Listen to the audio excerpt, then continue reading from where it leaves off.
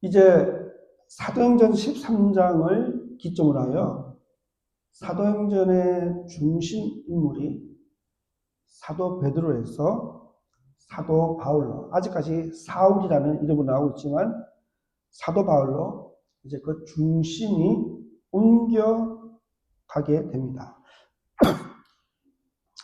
아울러 초대기를 통한 하나님의 구원의 역사도 예루살렘 교회 중심에서 이방인 교회인 안디옥 교회 중심으로 바뀌게 됩니다. 이 시점에서 우리가 그동안 사도행전을 통해 살펴봤던 예루살렘 초대교회를 한번 해고해 보면 오순절 성령강림 사건 이후에 예루살렘 초대교회는 평안하고 안전한 가운데 만사 형통해가는 모습이 아니라 계속해서 고난과 핍박과 어려움을 겪는 모습으로 이어지고 있습니다. 예루살렘에서 주님의 말씀을 전하던 베드로와 요한은 유대 종교 지도자들의 위협으로 복음을 전하지 못하는 협박을 받았습니다. 그러던 와중에 교회 안에는 아나니아와 삽비라가 성령을 속이는 죄를 범하여 교회 안에서 죽임을 당하는 비극적인 사건이 일어났습니다. 교회 안에서 성도가 성령의 심판을 받아 죽임을 당한 것입니다. 사실 이 사건은 교회의 존폐가 달린 위중한 사건이었습니다.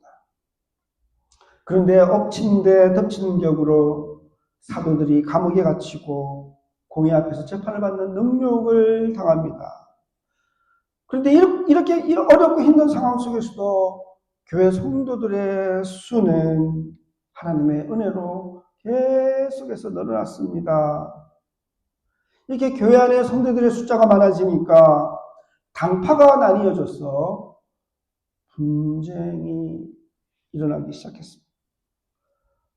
가부들을 구제하는 일을 두고 헬라파 유대인과 히브리파 유대인들이 서로를 향해서 분쟁하기 시작했습니다. 이렇게 교회가 분열될 수 있는 위기의 상황에서 사도들은 7명의 안수 집사를 뽑아서 교회 행정을 맡기 위해 사도들은 기도와 말씀의 사역에 집중하였습니다. 그런데 7명의 안수 집사님들 중에서 특별히 은혜와 권능이 충만하였던 서대반 집사님이 분노한 유대인들의 돌에 맞아 순교를 당하는 비극적인 사건이 일어났습니다.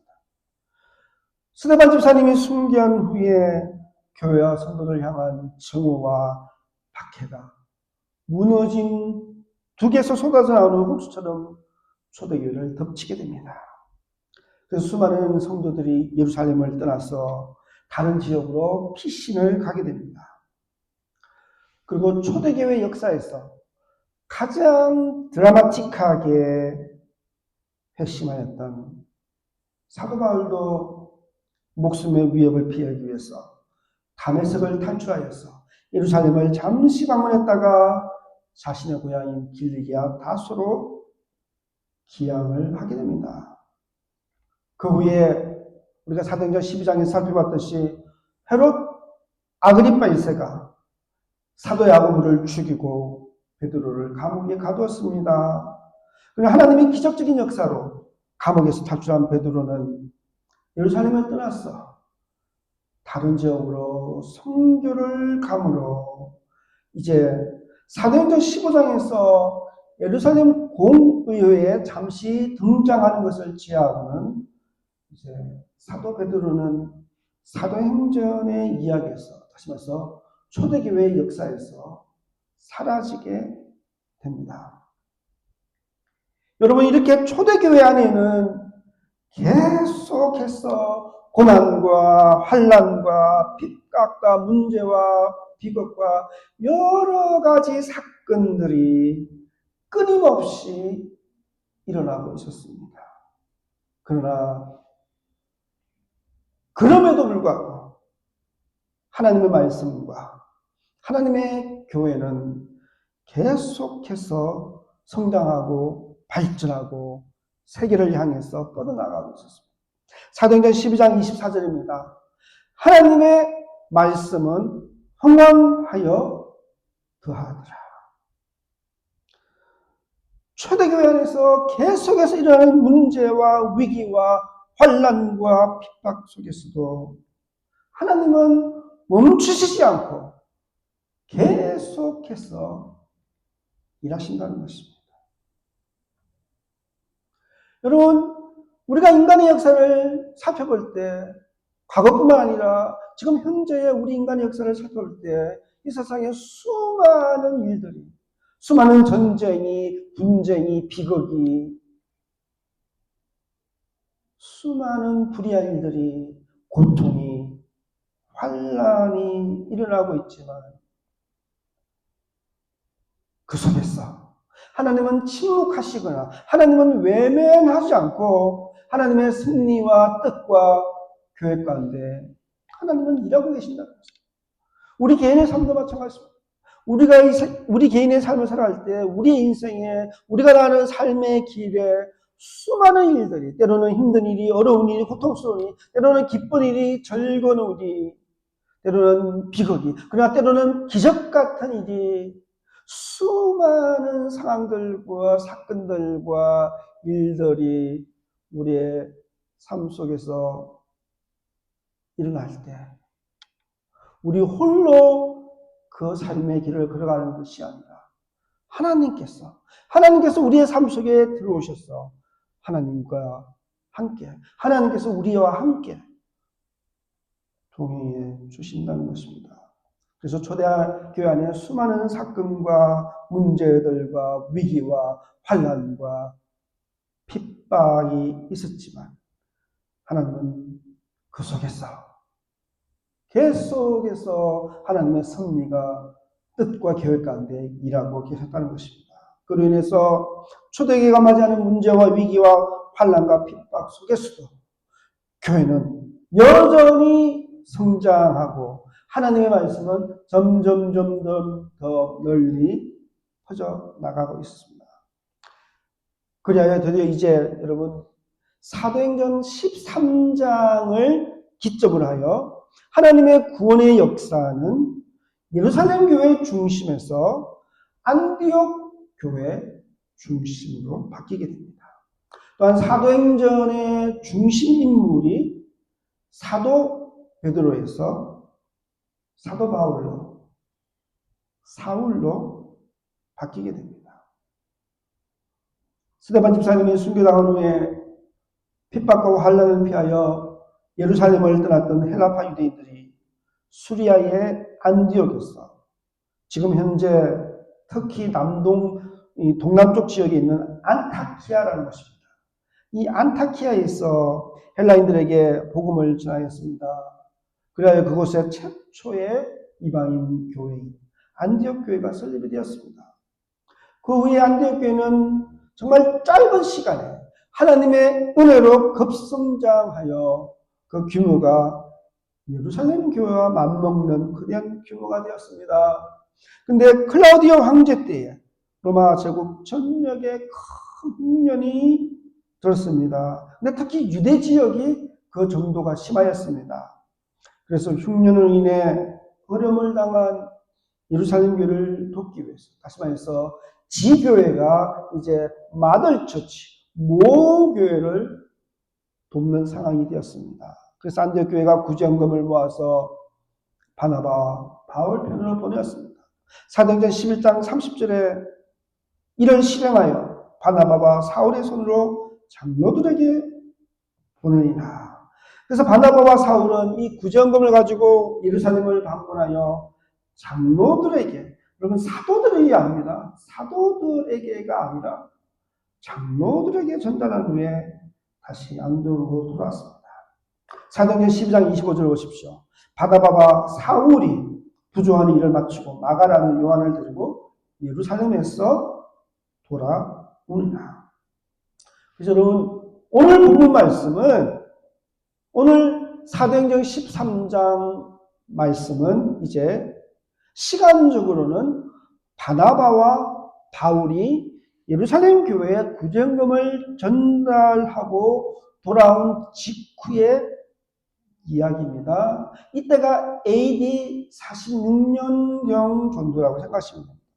근데 그 사이에, 여러분, 그 사이에 이 사도행전 11장 30절과 사도행전 12장 25절 사이에 사도 야고보의 순교와 사도 베드로의 감옥 탈출 사건이 기록이 되어 있습니다. 그런데 이 사건은 시간적으로 그 전에 있었던 사건이에요. 헤롯 아그리파 1세가 유대 땅을 다스리던 AD 41년에서 44년 사이의 시기에 일어났던 이야기입니다.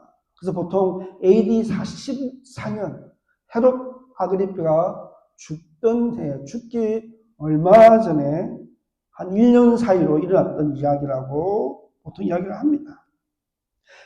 그러니까 여러분, 바나바와 바울이 구제금을 가지고 예루살렘으로 올라갔을 때는 감옥에서 탈출한 사도 베드로가 예루살렘을 떠난 후였습니다. 그리고 다른 모든 사도들은 위협을 피해서 다른 지역으로 선교를 떠났을 것입니다. 그러니까 여러분, AD 46년경에 바나바와 바울이 구제금을 가지고 예루살렘 교회를 방문했을 때는 베드로를 포함한 사도들이 다 피신을 가고 없던 상태인 것입니다. 그래서 사도행전 11장 30절은 바나바와 바울이 구제금을 사도들이 아니라 장로들에게 전달하였다라고 정언하고 있는 것입니다. 이렇게 구제금을 전달한 바나바와 사울은 이제 마가라고 하는 요한을 데리고, 마가 요한, 우리가 보통 마가 요한이라고 하잖아요. 요한은 유대식, 히브리식 이름입니다. 요한. 마가는 로마식, 라틴식 이름입니다. 이 마가 요한을 데리고 예루살렘에서 이제 안디옥으로 돌아가게 됩니다.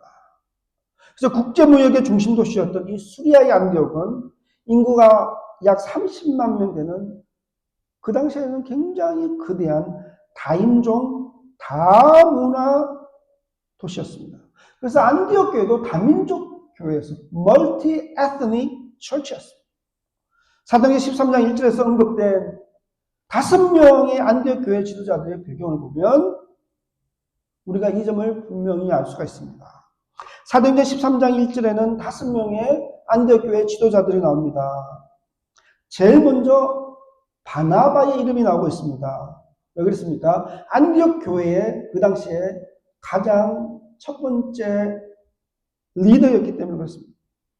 그래서 여러분, 이 사도행전의 저자 누가복음과 사도행전의 저자 누가는 이 사람들의 이름을, 교회 지도자들의 이름을 기록할 때 그 당시에 초대교회 지도력, 리더십의 중요성에 따라서 이름의 순서를 정해서 기록하고 있습니다.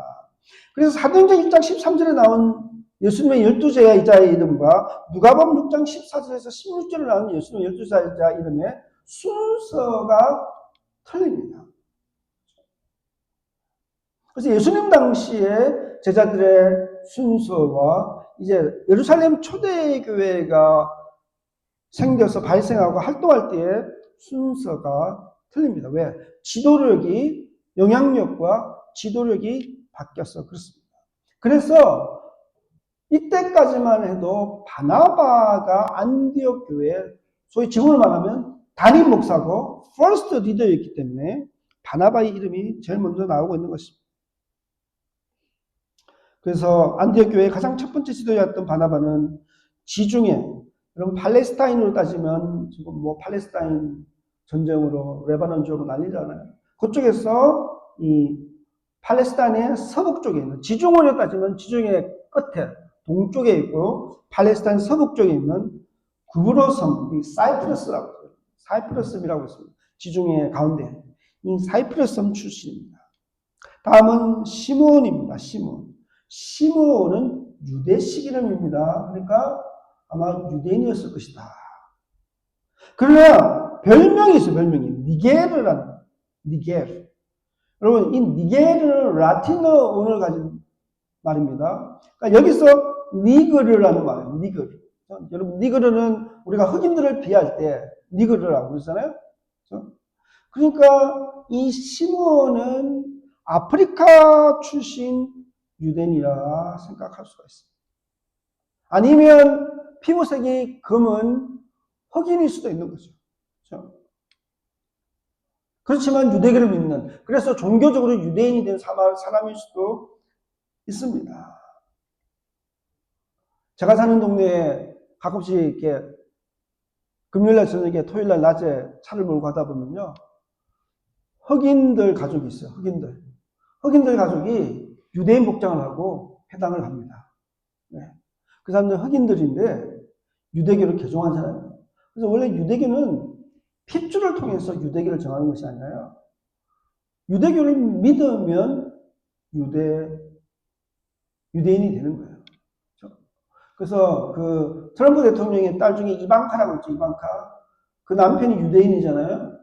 그래서 결혼하기 위해서 유대교를 개종하지 않으면 결혼을 못하는 거예요. 그래서 이방카는 유대교로 개종을 해서 유대인이 되어서 결혼을 한 거죠. 그렇죠? 그래서 어쨌든 시므온은 쉽게 말하면 아프리카 출신, 피부가 검은 유대인이라고 생각할 수가 있습니다. 루기오는 구레네 출신입니다. 구레네는 지금의 북아프리카, 리비아 지역에 있는 도시였습니다. 마나엔이라는 사람은 분봉왕 헤롯의 젖동생이라고 소개되고 있습니다. 여기서 말하는 분봉왕 헤롯은 세례요한의 목을 베고 예수님을 재판하였던 헤롯 안티파스, 갈릴리와 베레와의 분봉왕을 말합니다. 이 젖동생이라는 말은 헬라어로 신트로포스인데 이 말은 왕궁에서 어릴 적부터 헤롯 왕과 다시 말해서 헤롯 안티파스와 함께 자란 친구다라는 의미입니다. 여러분 그 당시에는 왕가와 가까운 친척의 어린 남자아이를 왕궁으로 보내서 왕자가 혼자 지내면 심심하니까 친척집에 있는 이 친척들 중에서의 비슷한 나이의 아이를 보내서 왕자와 함께 왕궁에서 자라게 하였다고 합니다. 그래서 때로는 왕자들이 잘못해서 벌을 받을 때도 있잖아요. 매를 맞을 때도 있잖아요. 그러면 귀한 왕자가 벌을 받거나 매를 맞으면 안 되니까 왕자 대신 이 젖동생이 대신 매도 맞고 벌도 받고 그랬다고 합니다. 그러니까 이 만화에는 헤롯 안티파스의 친척 중에 같은 또래의 친구처럼 왕궁에서 자란 사람이라 또 왕족이라고 생각하면 됩니다. 아마도 우리가 상상해 봅니까? 같이 자랐으니까 예수님께서 헤롯 안티파스한테 재판을 받잖아요. 십자가에 달리라고 하기 전에 왕궁에서 왕궁 재판장에서 그때 아마도 이 만화에는 예수님께서 헤롯 안티파스에게 재판을 받을 때 옆에서 혹은 근처에서 그 장면을 다 지켜보고 있을 수도 있는 거죠. 충분히 가능한 이야기입니다. 근데 여러분 한번 보세요. 예수님께서 십자가에 달려 돌아가실 때 헤롯 안티파스가 예수님을 신문하고 재판하고 그 옆에 이 마나이라는 젖동생이 같이 있습니다. 그 역사적인 순간, 예수님의 재판의 순간의 장소에 동시에 같이 있었던 두 사람이 인생의 마지막은 어떻게 됐습니까? 함께 자란 두 친구, 예수님의 재판을 함께 목격했던 두 친구 중에 한 사람은 예수님을 재판하는 사람이 되어서 예수님을 죽이는 역사의 씻을 수 없는 영원한 범죄를 저지른 사람이 되었고, 한 사람은 예수를 믿는 제자가 되었습니다. 여러분, 그렇게 여러분 기억하셔야 됩니다. 우리 세원자매하고 정민자매 기억하세요. 우리의 인생은 내가 얼마나 좋은데야, 얼마나 좋은 직장을 잡아가지고 내가 얼마나 이 세상에서 화려하고 성공적인 삶을 사는가에 따라서 내 인생의 운명과 내 인생의 미래가 결정되는 것이 아니라 내가 예수 그리스도를 믿는가 믿지 않는가, 내가 예수 그리스도와 동행하는가 동행하지 않는가, 내 인생의 마지막 순간에, 내가 이 땅을 떠나는 마지막 순간에 내가 예수의 손을 잡고 천국을 향해 가고 있는가, 아니면 예수님의 손을 뿌리친 채 잡지 못하는 채 영원한 죽음의 길로 가고 있는가 라는 것이 판단이 되는 것입니다. 인생이 이렇게 두 갈래로 갈리게 되는 것입니다. 마지막으로 사울이 나옵니다. 바울이죠. 아직까지 사울이라는 이름으로. 여러분, 바나바가 담임 목사님이라고 하면 바울은 부목사였습니다. 근데 5명에서 제일 마지막에 나오니까 아직까지 영향력이 좀 약한 그런 교회 지도였다. 하지만 바울은 바나바와 함께 안디옥 교회 두 중심 축이었다고 볼 수 있습니다.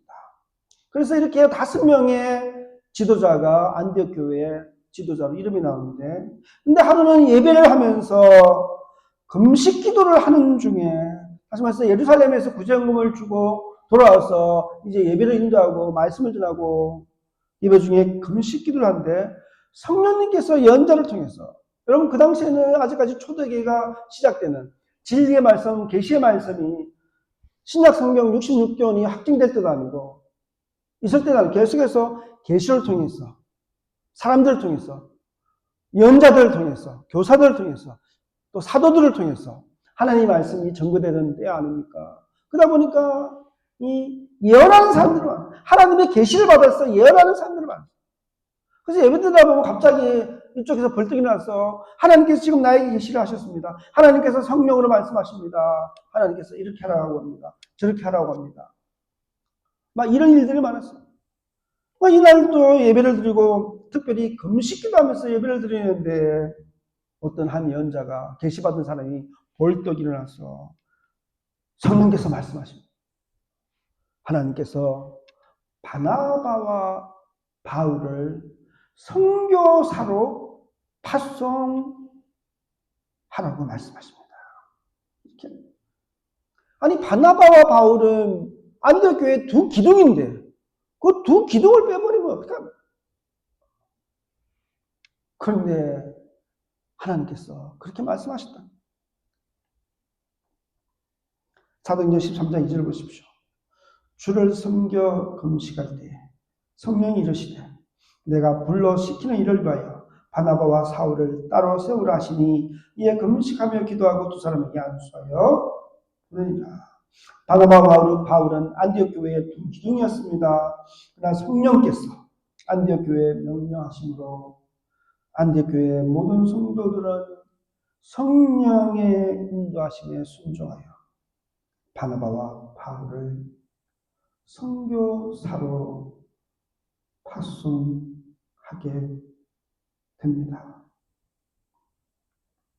그래서 여러분, 이 바나바와 바울의 파송은 공교회의 차원에서 볼 때 공식적인 최초의 선교사 파송이라 말할 수가 있습니다. 물론 그 이전에 베드로를 비롯해서 많은 사도들과 또 예루살렘으로부터 핍박으로 인해서 흩어졌던 디아스포라 유대 그리스도인들에 의해서 이방인들에게 복음이 간헐적으로 전파가 되었습니다. 하지만 이러한 이방인 선교는 유대인들을 중심으로 한 전도 사역 중에 그 지역과 여건과 환경을 따라서 간헐적으로 일어나는 이방인 선교였습니다. 그런데 이제 안디옥에서 교회 공동체가 공식적으로 결정을 하고 이방인 중심의 선교를 위한 선교사를 파송하였다는 의미에서는 이방인을 위한 최초의 선교사 파송이라고 말할 수가 있는 것입니다. 이렇게 안디옥 교회가 바나바와 바울을 선교사로 파송함으로 이제 세계를 향한 이방 선교의 놀라운 하나님의 역사가 시작되었습니다. 또한 이제 우리가 지금 알고 있는 위대한 선교사 사도 바울의 위대한 선교 사역이 시작이 됩니다. 그래서 여러분 우리가 이제 다음 주에 살펴보겠지만 사도행전 13장 9절을 기점으로 해서 그동안 계속해서 사울이라는 이름으로 등장했던 바울이 공식적으로 사울이라는 이름에서 바울이라는 이름으로 바뀌게 됩니다. 사울은 유대식 이름입니다. 바울은 파울루스, 이방인식, 그러니까 라틴식 혹은 어떻습니까? 그 당시에 헬라식 이름이라고 생각하시면 됩니다. 다시 말해서 이제 사도 바울이 히브리인 중에 히브리인이고 바리새인 중에서 가장 뛰어났던 바리새인이었던 사울이 이제 바울이 되었어. 이방인의 사도로 본격적으로 이제 하나님의 구원사역, 선교사역의 역사의 주인공으로 등장하게 되는 것입니다. 그래서 사도행전 13장 2절의 명령을 시작으로 해서 이제 사도행전이 끝나기까지 사도 바울이 중심이 되는 총 3차례에 걸친 사도 바울의 선교 여행이 시작이 됩니다. 근데 사도행전 13장 2절에 내가 불러 시키니이다. 그 사도 바울에게 하나님께서 사도 바울을 불러서 시킨 일이 있다는 것입니다. 원문에는 완료형으로 되어 있습니다. 그래서 우리식으로 표현을 하면 내가 불러 시키기로 이미 작정한 일을 위하여라는 뜻입니다. 하나님께서는 사도 바울을 향해 이미 오래전부터 계획을 갖고 계셨다는 것입니다. 그래서 하나님은 하나님의 계획을 실행하기 위해서 사도 바울은 그 당시에는 깨닫지 못했지만 하나님께서 이 바울을 따로 세웠다라고 말씀합니다. 헬라어로 아포리스, 이 말은요 구별했다는 것입니다. 하나님께서 사도 바울을 그 사람이 깨닫지도 못하고 알지도 못할 때 하나님은 이미 사울을, 바울이 되기 이전에 사울을 따로 구별해서 준비하셨다는 것입니다. 그래서 나중에 사도 바울 자신도 이것을 깨닫고 감정을 하고 있습니다. 갈라디아서 1장 15절을 보십시오. 내 어머니의 태로부터 나를 택정하시고 그의 은혜로 나를 부르시니까. 로마서 1장 1절에도 이렇게 말합니다. 예수 그리스도의 종 바울은 사도로 부르심을 받아 하나님의 복음을 위하여 택정함을 입었습니다. 여러분 이 세 군데에서 사도 바울은 동일한 단어를 사용하고 있습니다. 아포리조라는 헬라어 동일한 단어, 구별했다라는 동일한 단어를 사용하면서 자신이 하나님의 은혜로 택하심을 입어 이방인의 사도가 되었다라고 고백을 하고 있습니다.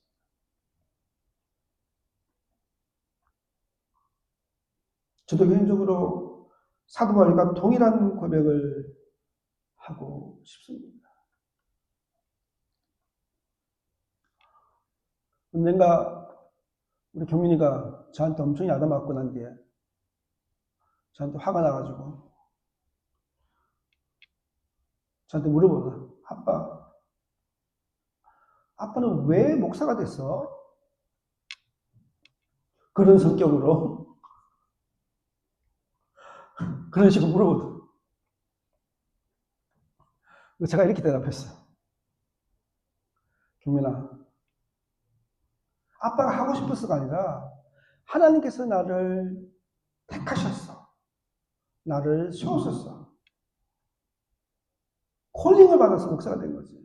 그래서 교민 네가 알아야 될 것은 아빠가 예수 믿는 사람이 아니고 목사가 안 됐으면 네가 지금 공경하는 그런 아빠의 성격보다 훨씬 더 나쁘고 훨씬 더 파악하고 훨씬 더 실망스러운 그런 성격의 삶이 되었을 텐데 그나마 하나님이 은혜로 아빠를 택하시고 불러주셨어. 예수 믿는 사람이 되게 하시고 목사가 되시 하셨어. 그나마 이렇게 이 정도의 사람으로 사는 거야. 그래서 하나님의 은혜야. 제가 그렇게 이야기한 적이 있어요. 저는 정말 솔직히 가끔 생각할 때가 있습니다. 내가 목사가 되기에 적당한 사람인가? 내 성격이나 모든 부분에서. 그런 생각과 고민이 들 때가 있어요. 근데 그럼에도 불구하고 저는 정말 담대하게 분명하게 고백할 수 있습니다. 하나님께서 나를 택하셨어. 하나님께서 나를 구별하셨어.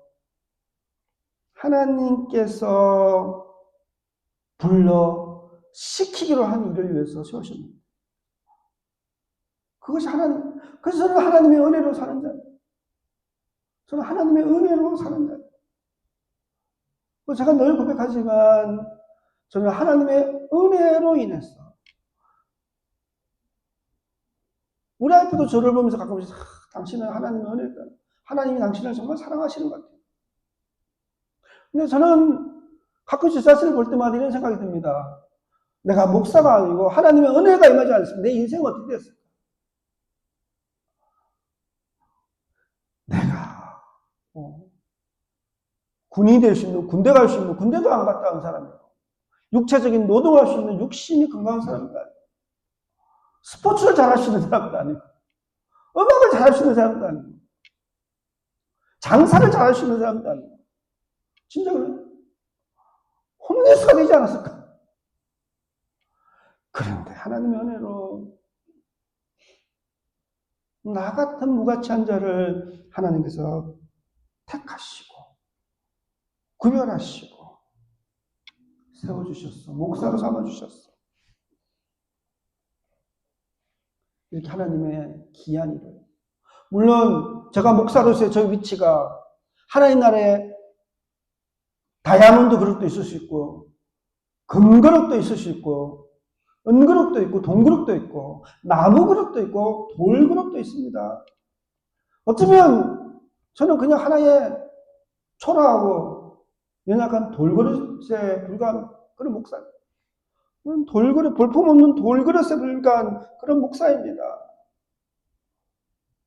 근데 여러분, 하나님께서 나를 부르지 않았으면, 하나님께서 나를 택하지 않았으면, 나는 하늘나라의 돌그릇이 아니라 깨어진 돌이 되었어. 길거리에서 어떻습니까? 지나가는 사람들에게 발에 차이는 그런 깨어진 돌조각일 뿐이었을 것입니다. 그런데 하나님께서 택하셨어. 하나님의 은혜로 부르셨어. 그나마 하늘나라의 돌그릇이 되었어.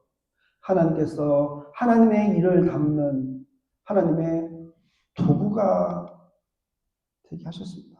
여러분, 이것이 저의 고백입니다. 정말 진솔하고 분명하고 겸손한 저의 고백입니다. 하나님께서 여러분들도 동일한 은혜로 택하시고 하나님의 사명을 위해서 부르셨다고 믿으시기 바랍니다. 하나님께서 저와 여러분을 은혜로 택하시고 하나님의 자녀로 부르셨습니다.